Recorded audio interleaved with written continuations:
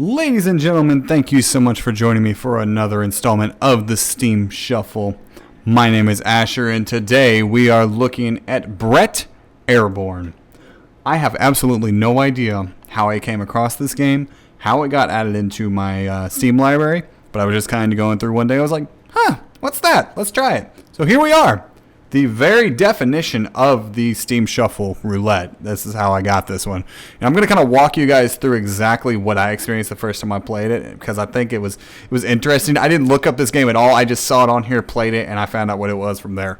So this game was developed by Machine 22, and we will go into what kind of game it is here in just a moment. As you can see, there's quite a few different game modes here. I played the campaign. I have no idea what Gauntlet is. I'm guessing this is just a one-match type of deal. Local, obviously. Tower Challenge, no idea, but I have an idea of what it would be. Probably some kind of puzzle challenge type thing. And then your settings, not much. Not much in terms of settings at all. But once you get into the game, you'll see why settings aren't really important for this. I'm going to jump into the campaign real quick. We are just going to load up from where I originally started out. Okay, so look at this map.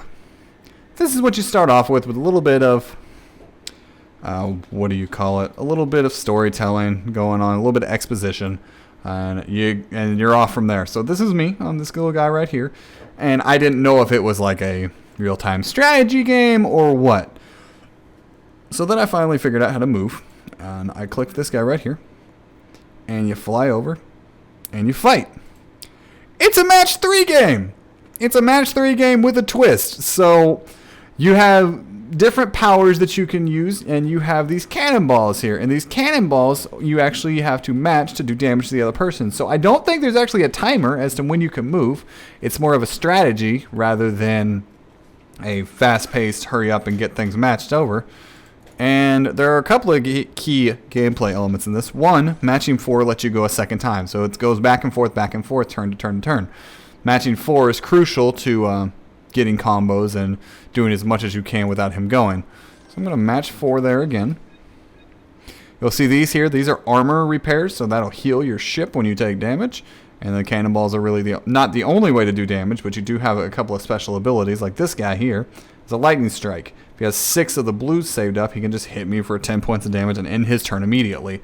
So, yeah, it's your match 3, but I'll be damned if I haven't played this game for like 2 hours. I was like, because it's match 3. What?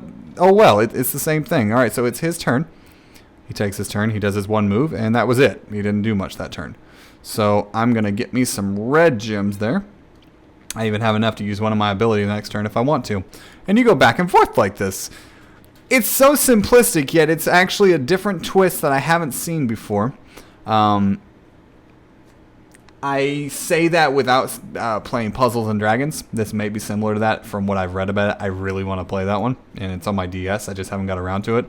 But other than that, I have not really played a match 3 that was like a battle like this. If you remember, if you ever played Pokemon Puzzle League on the N64, that is what this reminds me of. I loved that game. That was more of your Tetris Attack style instead of a match 3. But you have your dueling system like this, and you kind of go back and forth.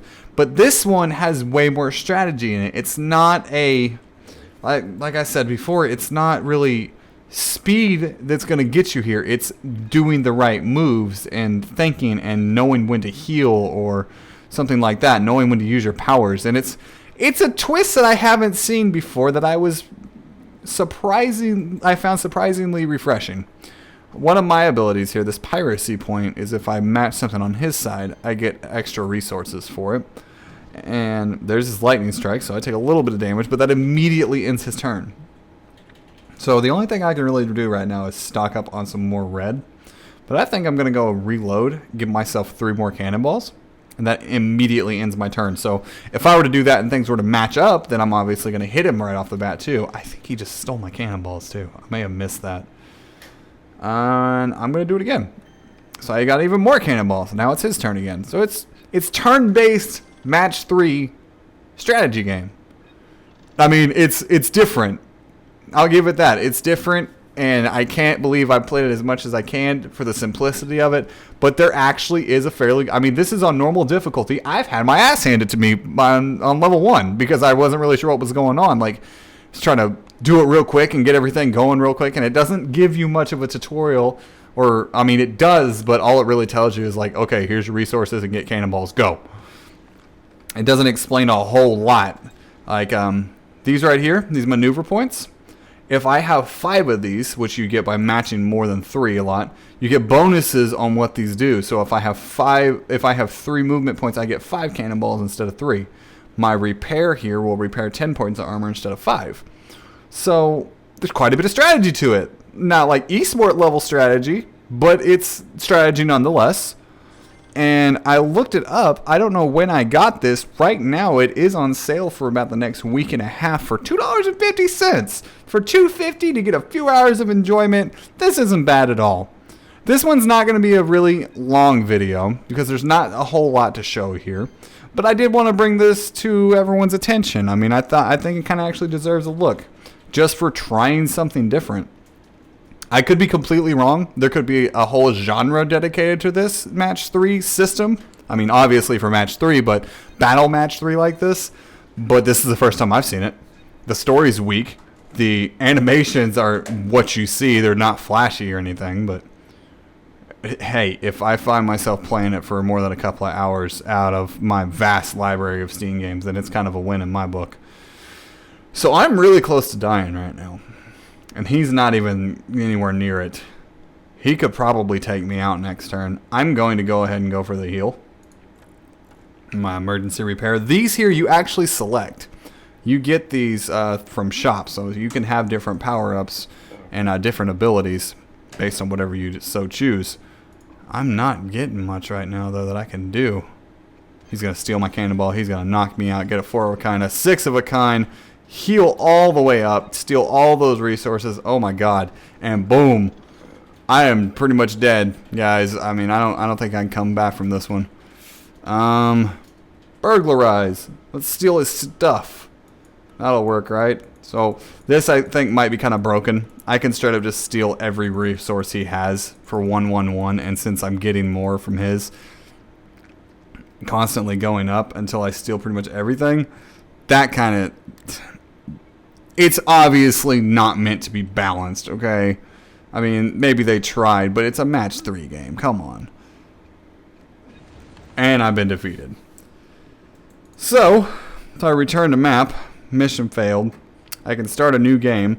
The entire point is to get all the way to this guy who stole this volcanic explorer, which is made to withstand volcanic heat, so I suppose it's supposed to be indestructible.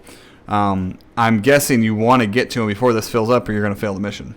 And I don't know if there are missions past that. Here's a little exposition beginning that I was telling you about where it tells you all this.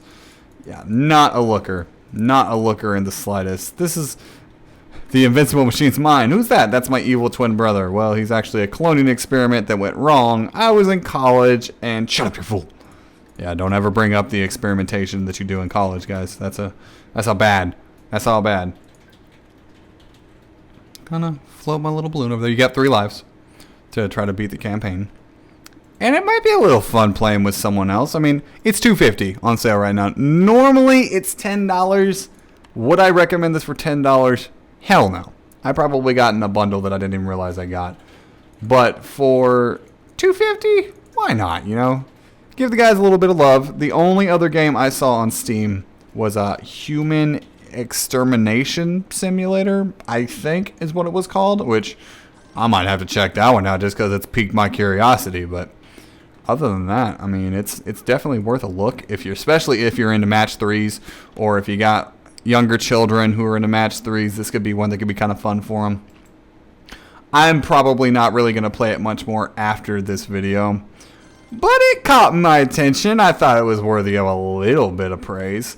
See, this is funny. So this time I start out, I don't have reload. It gave me Firestorm to start out. So apparently you actually can get different starting weapons every time you start out. So maybe there is a little bit of a roguelike element to it. Not much of one per se. It's not going to change much because you can buy these items later on, but definitely something to look at.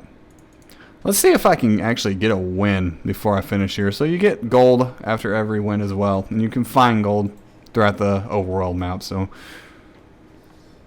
they tried for $250, absolutely. On mobile, absolutely. $10 on Steam, hell no. But if it's you catch it on sale, why not? Yeah, see, I can hit him with a firestorm. It ends my turn, but I just hit him for 5 points. And if I have enough maneuverability points, I hit him for 8. And for those who don't want the frantic, oh god, match everything as quickly as I can before I die gameplay, this is a good one. There is no timer on it, so you just kind of take your time and do your thing and see if you can get him killed. The cannonballs being the only way to inflict damage kind of limits your choices, and you can move things that don't match, but it does move the... Here, I'll just show you. So this won't match. It will move it closer to my side where he can match on his side for that one turn, but then it comes back. So you can kind of set up, and it's kind of a risk-reward system, like, okay, so is it worth it to get those cannonballs to give him a free turn? And luck have it, I kill him with that one move. I totally didn't mean to do that, but I'm going to act like I'm just a pro at match 3s, and that was exactly it as intended. So there you have it, guys. Bret Airborne on sale on Steam until September 14th for $2.50.